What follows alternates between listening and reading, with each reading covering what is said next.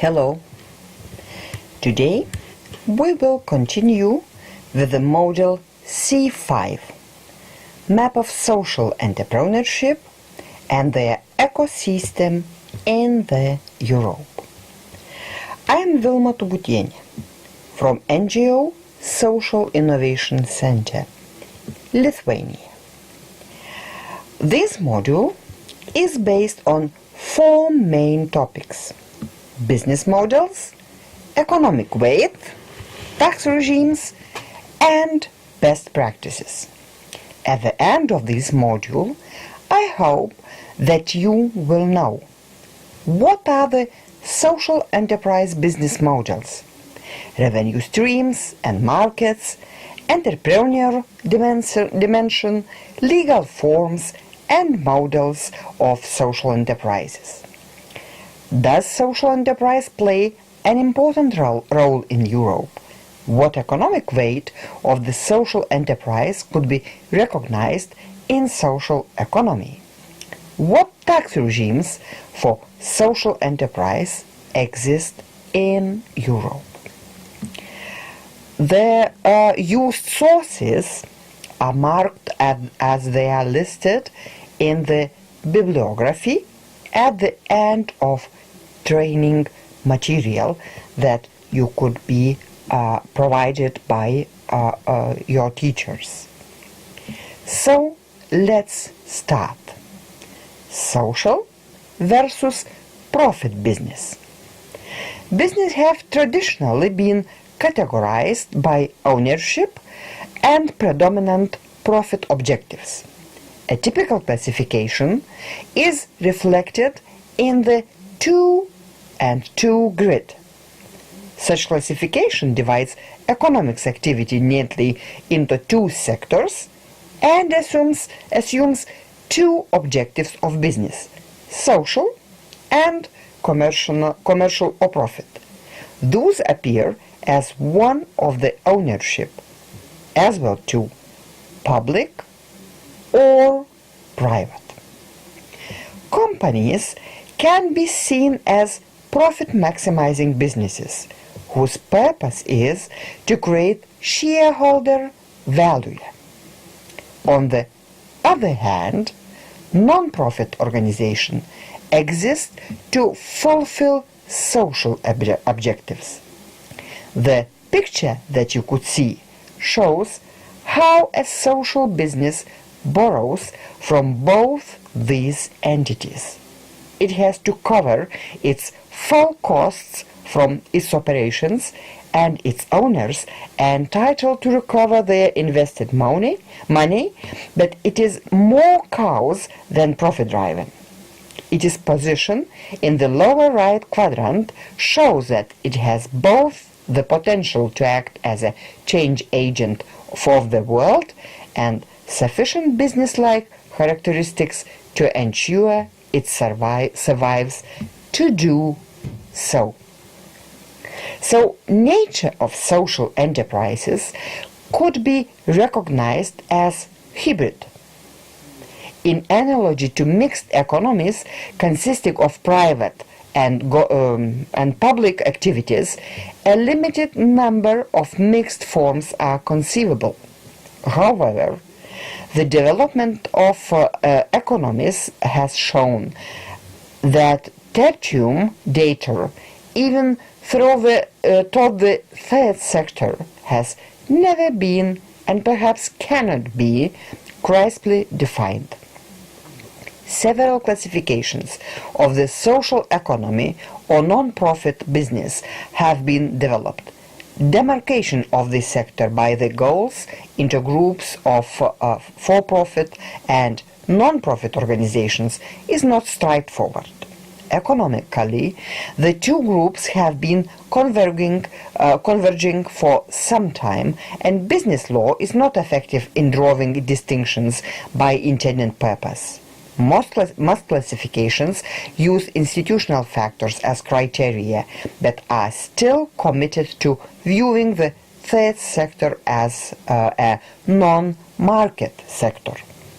The dynamic of modern business defies such categorization and blurs the boundaries between types. The hybrid nature of social enterprise could be generally understood as a simple mixture of characteristics on a continuum between two opposite poles. Hybridity in business can bridge several divides according to the chosen criteria of classification, notably the following: by ultimate ends, by societal sectors, by type of integration, by goods produced, by product status, by agents of value creation, by ownership. Three stages can be distinguished in the process of integration between profit-oriented and non-profit businesses. They largely correspond to the philanthropic, transactional, and integrative collaboration. Those stages you could see on the picture. At the external stage, the relationship is one-sided, as one between a charitable donor and recipient. There are no elements of integrated strategies or management functions. At the integrated stage, the flow of benefits, bilateral as resources are exchanged and learning becomes mutual. At the embedded stage, the principles characteristics of the two types of enterprise have merged at the levels of strategy and execution such that social programs are managed with the efficiency typical of private business, and for-profit projects are designed with responsibility and care of others. Mission orientation and type of integration are highly correlated, and business unreeled to mission should not count as social enterprise.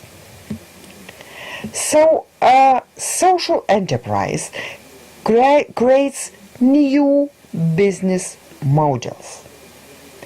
Business models in general could be described how business and act and use organizational structures and resources strategically to generate both customer and economic value. The value creation and capture may occur in a value network which can include suppliers, distribution channels, and coalitions that extend the company's resources. The generic building blocks of the business model canvas was proposed by Zion, and it includes a customer segment and value propositions, customer relations, distribution channels, key resources, key activities, key partnerships, revenue streams, cost structures. This business model canvas could be condensed to three core elements that you could see in the picture: value proposition, value constellation, profit equation. A value proposition that is the answer to question: who are our customers and what do we offer to them that they value? A value constellation that is the answer to the question: how do we deliver this offer to our customers? This involves not only the company's own value chain, but also its value network with its suppliers and partners.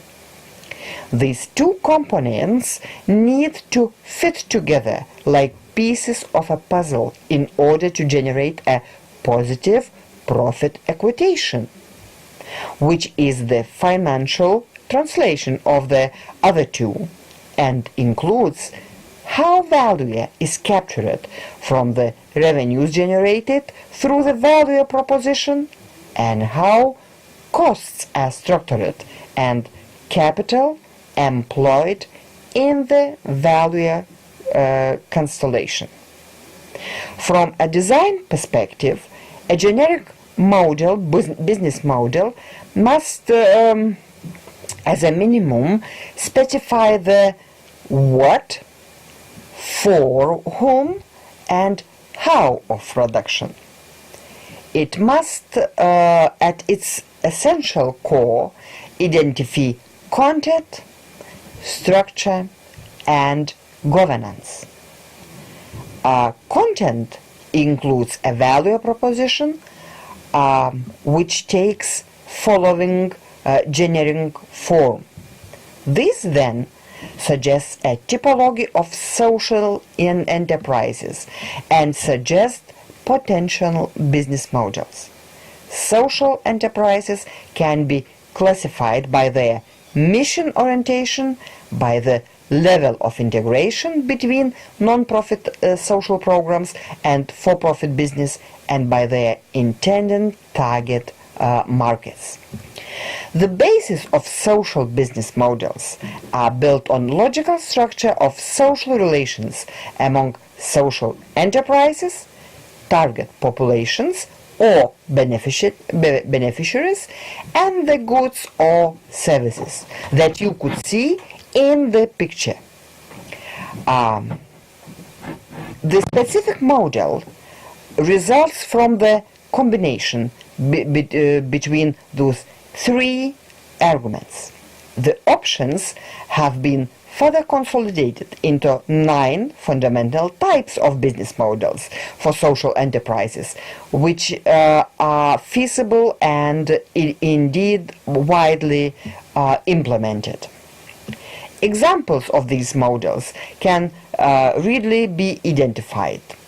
Microlending on the Greenman model has facilitated the emergence of a new class of business owners in less developed countries, as entrepreneur support model.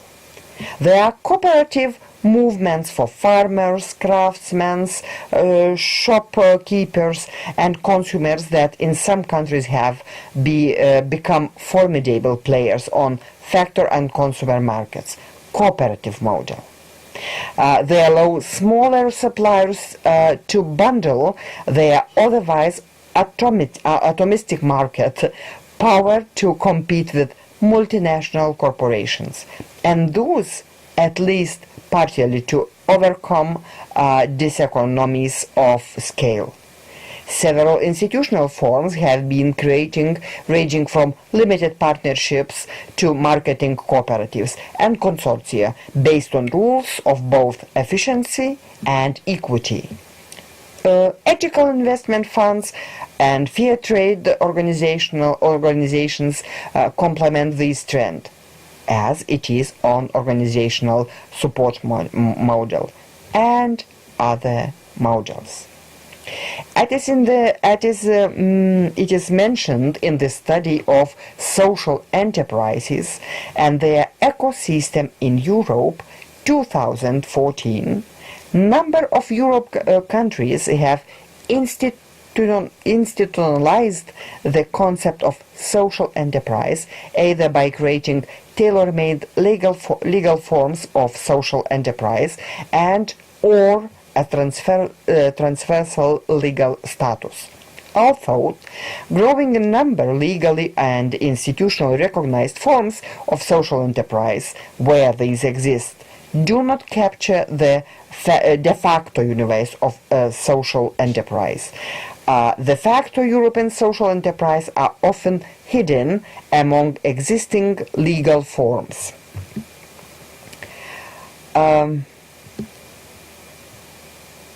A number of EU countries have institutionalized the concept of social enterprise. Social enterprise adopt a variety of legal forms and statuses. Existing legal forms, association, foundations, cooperatives, share companies, new legal forms, designed for social enterprises by adopting or tailoring existing legal forms, for example, social cooperatives in Italy, or companies, community interest companies in UK. Legal status that can be obtained by selected or all existing legal forms that comply with a number of legal defined criteria. For example, social enterprise legal status in Italy, or the social purpose company in Belgium.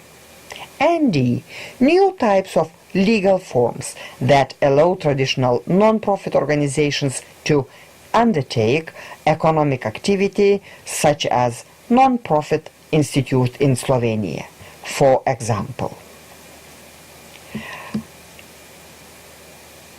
Looking across the Europe, a potential typology of models creation can be put forward, with the balance of modes in any one country strongly determined by the pre-existing political economy and shaped by the national framework conditions and ecosystem for social enterprise.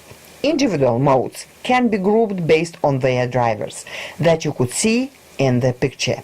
Citizen-led marketization of traditional non-profit organizations such as charities, associations, foundations, voluntary or community organization, and public sector restructuring. So, a little bit about each of those three models. Citizen-driven mission organization.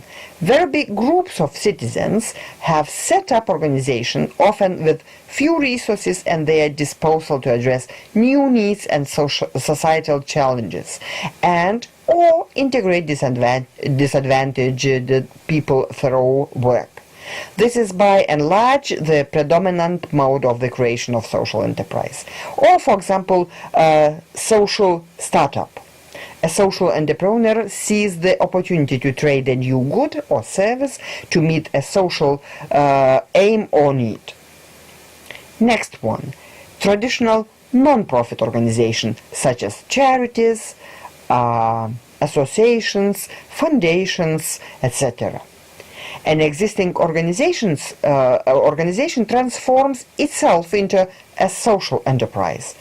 Voluntary organization, charity, association, foundation, and begins to generate traded income and reach a traded income threshold as a proportion of all income, where the organization is understood by stakeholders to be or becomes a social enterprise. Public sector restructuring. Public sector spin-out, opportunity, entrepreneurship. Management staff recognize the greater potential for innovation and new investment sources through autonomy and independence, leading to a spin-out of the service. This process may actually be supported by the parent institution or policymakers, more broadly through specialist advisor programs, investment and finance support, and initial service procurement agreements. In terms of existing scale, association and foundations outweigh social enterprise numbers, but estimation of the extent to which traditional voluntary organizations, charities, associations and foundations in Europe are undertaking marketization of the point of their attainment of social enterprise status is virtually impossible without substantial and highly detailed research. So the mentioned study stressed that the potential comprehensive identification of public sector spin-outs is easier given that such modes of creation are far fewer in number and relevant in only a very few countries. And I will give some examples and at the end. So, social enterprise activities increase the social economy. The tradition of many European countries, and recently also by the European Union, is to refer to social enterprise to the social economy, a term that stresses the special attention that these organizations pay to the social consequences of their activities, more than to the profit maximization and their participative and democratic governance structures. Based on the available evidence, it is estimated that the social economy in Europe, measured as the aggregate of cooperatives, mutuals, associations, and foundations, engaged over 40.5 million paid employees, equivalent to about 6.5% of the working population of EU 27 and about 7.4% in EU 15 countries. Beyond the numbers, history provides evidence of the great potential of the social economy in supporting economic development and well-being, improving well-being, as these organizations have always made an important contribution to economic dynamism and growth from different perspectives. And in recent decades, the social economy has strengthened its position as a key driver of stable and sustainable economic growth, especially as a provider of social interests. What social enterprise activities could increase the social economy? Social enterprise have emerged in recent years and as a new and very significant phenomena on not only throughout Europe but also in other continents. While for-profit enterprises usually base their business models on revenues generated through trading activity, social enterprises typically adopt a hybrid business model that we talked before. They derive their revenues from a combination of different sources as follows: market sources, for example, the scale of goods and services to the public or private sector, non-market sources, for example, government subsidies and grants, private donations, non-monetary or in-kind contribution, such as voluntary work. Social enterprises thus rely on a mix of revenue streams. The main revenue stream can be described in the picture that you could see. Revenue derived from public contracts means that social enterprise contract with public authorities and agencies to receive fees for defined services, quasi-markets. The structure of these payments can be quite different, varying from different payment by public authorities to social security system, voucher system, or indirect payment through third-party intermediaries. Direct grant subsidies provided to social enterprises by public authorities, for example, grants for specific projects, subsidies, etc. Market-based revenue derived from private sources and membership fees, donations, and sponsorship, and other forms of revenue. There are very few countries with some specific conditions for social enterprises. And as you could see in the picture, there are some tax breaks for social enterprises. The general pattern in Europe countries is that the tax breaks may exist for certain forms of tax, exempt non-profit organization.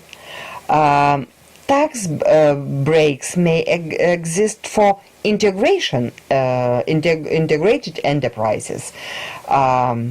Tax breaks may exist for the conduct of certain forms of activities. Otherwise, social enterprises are generally taxed according to their underlying legal form. In some countries, the tax system varies on regional or local basis. Non-profit organizations with a recognized public benefit status are usually eligible for a range of tax reliefs. For example, corporation, income and capital tax reliefs, tax relief on certain forms of expenses, tax deductions or donations for donors, relief on property transactions, relief on local or municipal taxes, relief on investment income, and often a range of other tax reliefs. To be eligible for tax advantage status, an NGO will often need to prove that it exists for the public benefit, has a social purpose, and limitation on distribution, and does not benefit its members and or managers, is accessible to persons on low incomes, and meet other qualifying conditions, including sometimes different. At the end of this presentation, I want to present several best practices that were quite successful in different countries. For example, the Kling Charities activities for prisoners' rehabilitation, the